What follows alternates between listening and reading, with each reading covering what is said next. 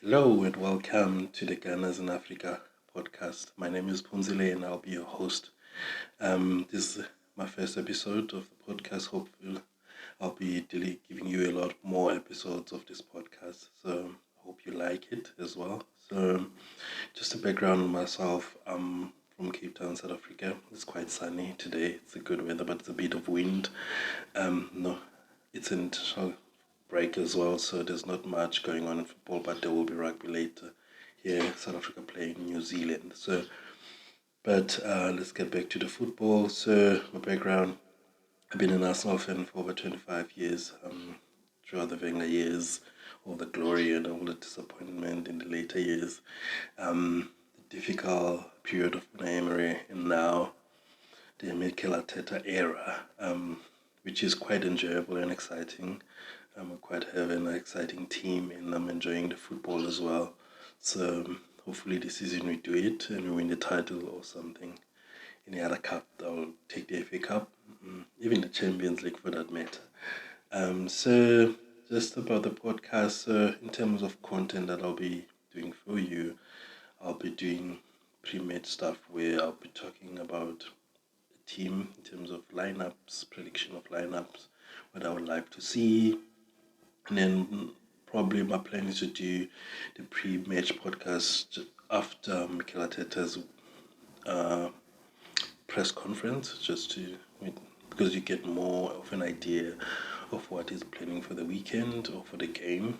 And we're gonna have more games because we're gonna be doing Champions League games as well. So yeah, I'll be doing those, and then score prediction, scorers, players to look forward to, and a bit of insight on the opposition if I have an idea of who they are, because I don't pay much full attention to the position, but I'll do some research for them before the games. And then I'll be doing post-match stuff where we go back, review the game on how we performed, who were the winners, who were the losers, and do some ratings of players, the manager and the referee and the fans as well. So I'll be doing those things. I'll also add some content as we go along. There's quite a lot of interesting topics. If there's issues, refereeing, tactics, I'll be doing those things. Yeah, those are the things I'll be doing for you. So maybe there's a question of why I started this time. I should have started earlier. I wanted to start it before the season, but I got caught up in some more other commitments and focus on that. So I felt like after the international break, it's a good time. And also just to review some of the games that we've played. We've played 3 games already. We won 2 games and drew one, which was very disappointing. Not just it was out of our control in a way, but we could have won that game against Brighton. On the first game, we had to play against Wolves. I think it's understandable. First game, we know that it's not as intense as we usually are. When players are not as sharp, but we played well in terms of getting the result that we needed. At Villa, which was the tougher game, I expected a very, very difficult game. But to what I loved, we understood, we sort of adapted well with what Villa were bringing, because they played differently than they usually do. Usually they have that high line. Now they had a bit of a mid block, and in terms of their pressing, they weren't pressing all the time. They waited for certain triggers, and then they pressed, and we couldn't run in behind. So I think Martinelli struggled a bit in that game. I think he adapted well to their plans in terms of being patient and moving the ball quite slow. I think Thomas Partey was very key, because when he had the ball, he moved the ball very well. And then the second half, I think Trossard coming in and changing the game really surprised them in terms of, because he was just on the defender. He was not wide on the line like Martinelli did, looking to run in beyond, but he was closer to the box than he was making the runs from outside to in, which was very different for the Villa defenders, because they didn't expect that, which was good. And then there was more threat on both sides, and with Trossard knowing that what a finisher he is, and such a clinical finisher, and took his chance very well, and that broke the game open. And then now Villa were playing on our own terms. We had more confidence. There was more zip on our passes. We moved better. And say when the second goal came in, I felt like it was game over. They wouldn't come back from that. And also, Unai Emery made a lot of changes. And then the Brighton game, I think we started very well, but we didn't take our chances. I think our right-hand son Saka was getting behind and really all over their fullback.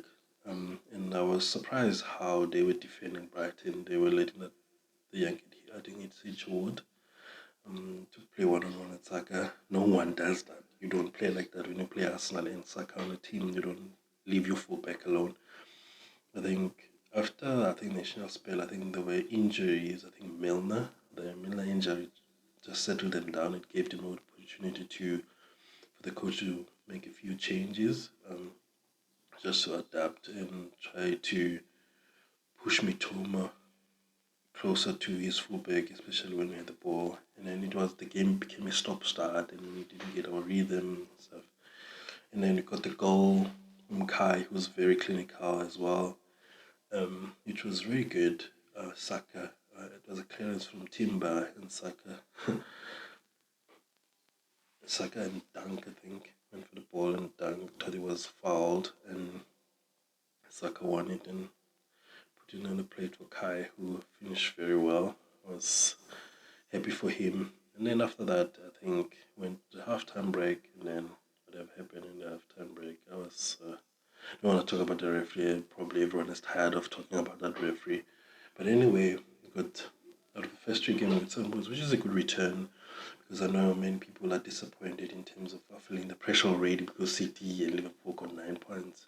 It's a long season, guys. I feel like the season really starts now, but we in a good position. We drop points, but the next two games are quite key for us. It's Spurs and it's City, and also we have a Champions League ties in between. And Rice is missing the North London Army, which begs the question of how are we going to play in midfield? How are you going to set up? Do you bring in Jorginho for Rice, or you drop Kai into midfield? And the arrival of Sterling as well, which is good for us in terms of probably Spurs don't know how are we going to show up, who's going to play there. Are we going to play a double pivot of Partey and Georgie, or are we going to play Kai in midfield? It's quite different. And also defensively, I watched Italy play last night against France. Calafiori looked good, but he got injured later on, but they say he's fine. He's going to be ready for their next game, which is, I think, on Monday or Tuesday.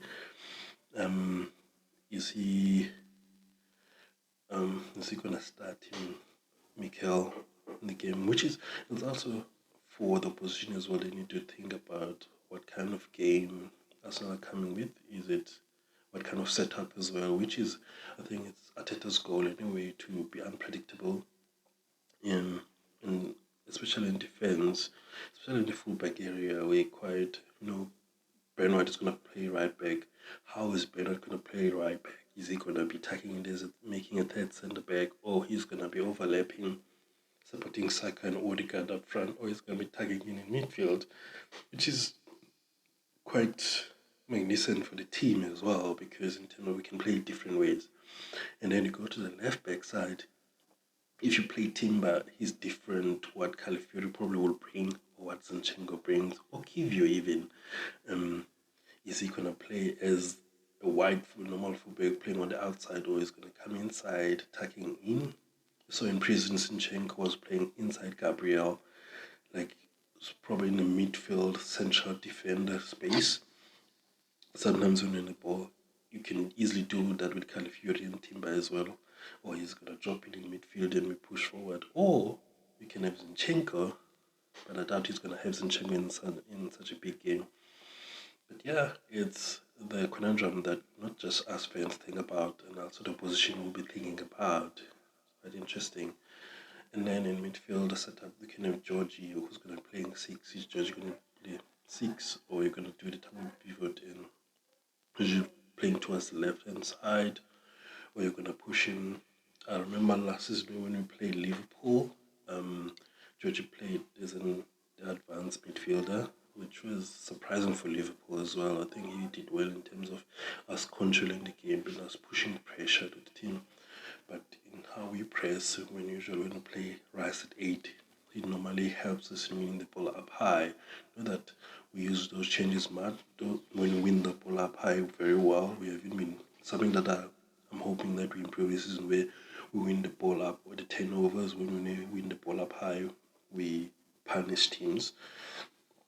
We'll see how we play in that. And then the left wing, the left hand side, you start Trossard, or you start Martinelli, or Sterling for that matter. Or is Gabriel Jesus going to be available? Knowing Arteta, Gabriel Jesus is probably training, but they don't show him in pictures and videos. Be nice to have him fit and available. If he's fit and available, then you can be for Kai playing in midfield. I'm not against that. But we'll see how Arteta sets up against Spurs.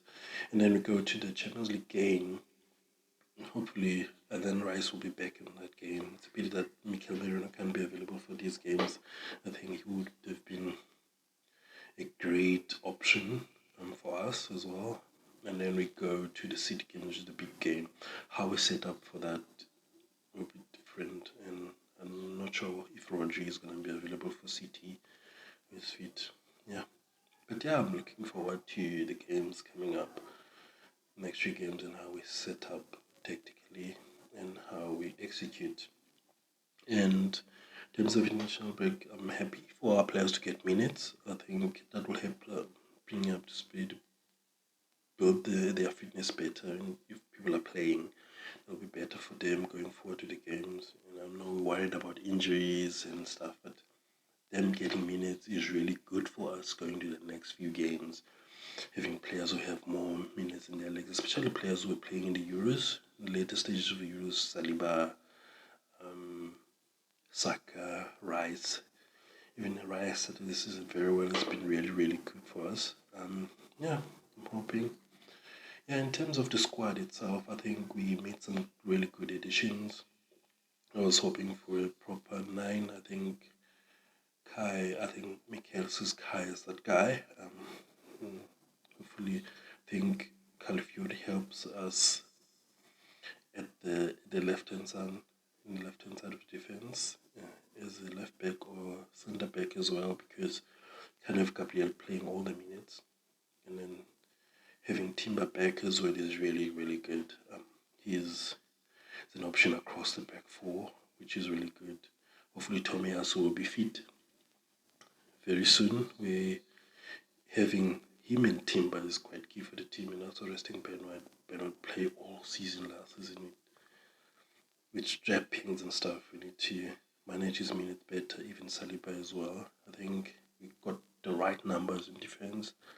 Hopefully people stay fitter for longer, especially the 2 key guys. I think having Tomiyasu and Timber very fit it's very good for managing minutes of White, Gabriel, Saliba, even Calafiori.